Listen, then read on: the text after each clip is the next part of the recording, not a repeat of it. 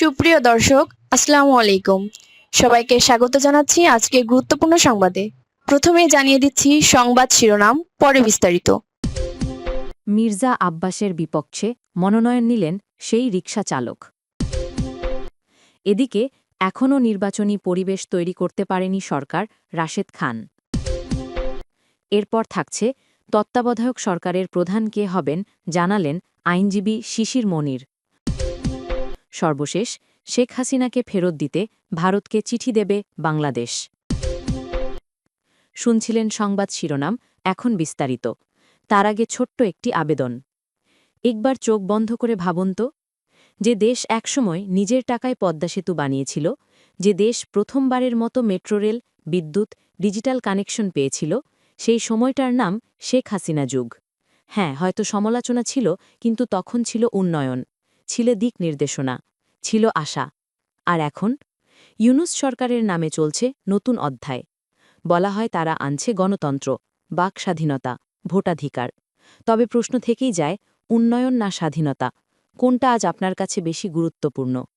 যদি আপনি মনে করেন শেখ হাসিনার সময়টাই ছিল ভালো, তাহলে নিচে লিখুন, জয় বাংলা, জয় বঙ্গবন্ধু, শেখ হাসিনার মুক্তি চাই। আর যদি বিশ্বাস করেন বর্তমান সরকারের নীতি দেশকে এগিয়ে নিচ্ছে, তাহলে লিখুন, সময় এখন পরিবর্তনের। সাবস্ক্রাইব করুন আমাদের চ্যানেল, কারণ আমরা যা বলি বড় বড় মিডিয়া তা ভয়ে আড়াল করে রাখে। চলুন বেশি কথা না বাড়িয়ে বিস্তারিত জেনে নিই। মির্জা আব্বাসের বিপক্ষে মনোনয়ন নিলেন সেই রিকশা চালক। গত বছরে জুলাইয়ে ছাত্র জনতার অভ্যুত্থানের সময় আন্দোলনরত শিক্ষার্থীদের স্যালুট দিয়ে ব্যাপক আলোচনায় আসা রিকশাচালক সুজন জাতীয় নাগরিক পার্টি বা এনসিপি থেকে মনোনয়নপত্র সংগ্রহ করেছেন। বৃহস্পতিবার সন্ধ্যায় এনসিপির কেন্দ্রীয় কার্যালয় থেকে তিনি দলীয় মনোনয়নপত্র সংগ্রহ করেছেন। ভাইরাল এই রিকশাচালক ঢাকা ৮ আসন থেকে এনসিপির মনোনয়ন ফর্ম সংগ্রহ করেছেন। এদিকে ঢাকা ৮ অর্থাৎ পল্টন, মতিঝিল, শাহবাগ, রমনা আসন থেকে বিএনপির মনোনয়ন পেয়েছেন দলটির স্থায়ী কমিটির সদস্য মির্জা আব্বাস। একই সঙ্গে জুলাই অভ্যুত্থানে মারাত্মকভাবে আহত হওয়া খোকন চন্দ্র বর্মনও একই দল থেকে মনোনয়নপত্র সংগ্রহ করেছিলেন। খোকন বর্তমানে চিকিৎসার জন্য রাশিয়ায় অবস্থান করছেন। আজ জাতীয় নাগরিক পার্টি থেকে মনোনয়নপত্র সংগ্রহের শেষ দিন। এনসিপির মুখ্য সমন্বয়ক নাসিরুদ্দিন পাটোয়ারি ও কেন্দ্রীয় নেত্রী তাসনিম জারা উপস্থিত ছিলেন। প্রসঙ্গত, জুলাই আন্দোলনের সময় শিক্ষার্থীদের প্রতি রিকশাচালক সুজনের স্যালুটের দৃশ্যটি সামাজিক যোগাযোগ মাধ্যমে ভাইরাল হয়ে যায় এবং তিনি জনগণের ব্যাপক ভালোবাসা ও সমর্থন লাভ করেন। এইকে এখনও নির্বাচনী পরিবেশ তৈরি করতে পারেনি সরকার। রাশেদ খান গণ অধিকার পরিষদের সাধারণ সম্পাদক রাশেদ খান বলেছেন, এ সরকারের দায়িত্ব ছিল নির্বাচনের পরিবেশ তৈরি করা, তবে এখনও তারা সেই বিষয়ে মনোযোগী হয়নি। একটি সেরা নির্বাচন উপহার দিতে যে সেরা পরিবেশ উপহার দিতে হয়, তা এই সরকার করতে পারেনি। বৃহস্পতিবার রাজধানীর জাতীয় প্রেস ক্লাবে তিনি এইসব কথা বলেন। সেখানে এক্স ফোর্সেস অ্যাসোসিয়েশন আয়োজিত নির্বাচনের সুষ্ঠু ভোট নিশ্চিতকরণে সশস্ত্র বাহিনীর ভূমিকা, সম্ভাবনা ও করণীয় শীর্ষক সেমিনারের আয়োজন করা হয়। রাশেদ খান বলেন, পুলিশ এখনও ঠিকমতো কাজ করছে না। সেক্ষেত্রে সেনাবাহিনীর পক্ষেই একমাত্র সুষ্ঠু নির্বাচনের পরিবেশ তৈরি করা সম্ভব। সরকারের প্রতি সব দলের আহ্বান জানানো উচিত নির্বাচনের পরিবেশ তৈরির জন্য। নির্বাচন নিয়ে প্রতিযোগিতা থাকবে, তবে হিংসা থাকবে না। তিনি বলেন, জনগণের মধ্যে এক ধরনের সংশয় রয়েছে আগামী ফেব্রুয়ারিতে নির্বাচন হবে কিনা।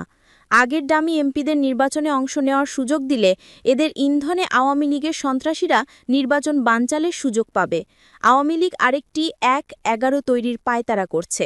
বিচারের আগে আওয়ামী লীগের কোনো নেতাকে নির্বাচনে অংশ নিতে দেওয়া যাবে না, একইভাবে জাতীয় পার্টিকেও অংশ নিতে দেওয়া যাবে না।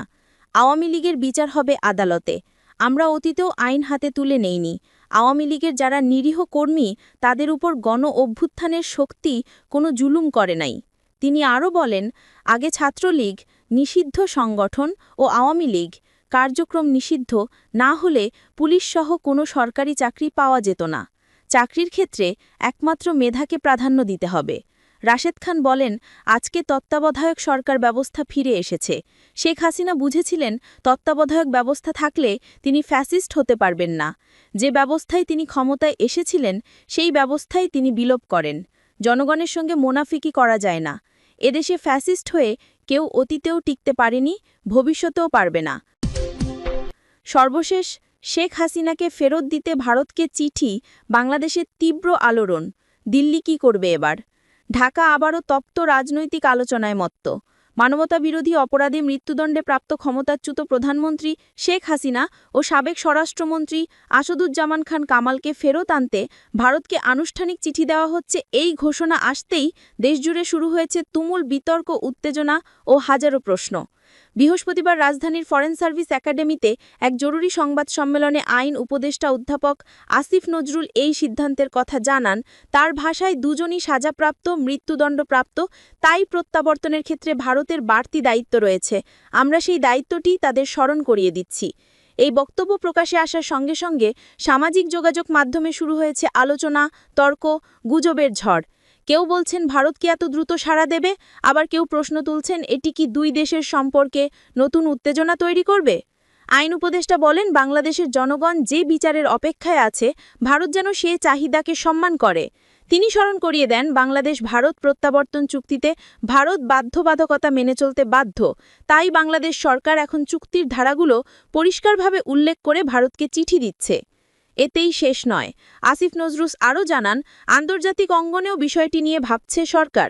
তার ভাষায়, সাজাপ্রাপ্ত ব্যক্তিদের দেশে ফেরাতে আন্তর্জাতিক অপরাধ আদালতে কোনো ধরনের আবেদন করা যায় কিনা আমরা খুব দ্রুত বসে তা নিয়ে সিদ্ধান্ত নেব। এই ঘোষণার পর সবচেয়ে বড় প্রশ্ন এখন, ভারত কি রাজনৈতিক জটিলতার মাঝেও এই দুই প্রভাবশালী নেত্রীকে ফেরত পাঠাবে? কারণ দীর্ঘদিন ধরেই দিল্লি, ঢাকার কূটনৈতিক সমীকরণের বড় অংশ ছিল শেখ হাসিনাকে ঘিরে। ফলে ভারতের অবস্থান এখন আন্তর্জাতিক মহলেরও নজরে। ফরেন সার্ভিস একাডেমির এই সংবাদ সম্মেলনে প্রধান উপদেষ্টার প্রেস সচিব শফিকুল আলমও উপস্থিত ছিলেন, যা এই ইস্যুর গুরুত্বকে আরও স্পষ্ট করে। এদিকে বিশ্লেষকরা বলছেন, এই চিঠি দুদেশের সম্পর্কে নতুন অধ্যায় খুলতে পারে। কেউ কেউ মনে করছেন, ভারত যদি ফেরত না দেয় তাহলে বিষয়টি আন্তর্জাতিক আদালতে গড়ানোর সম্ভাবনা উড়িয়ে দেওয়া যাচ্ছে না। আবার অনেকে বলছেন, কূটনৈতিক দর কষাকষির চাপ বাড়তে পারে উভয় দেশেরই। বাংলাদেশের রাজনীতিতে শেখ হাসিনা নামটি যতটা বিতর্কিত ততটাই প্রভাবশালী। ফলে তাকে ফেরত আনার ঘোষণাটি স্বাভাবিকভাবেই তৈরি করেছে প্রবল রাজনৈতিক উত্তেজনা।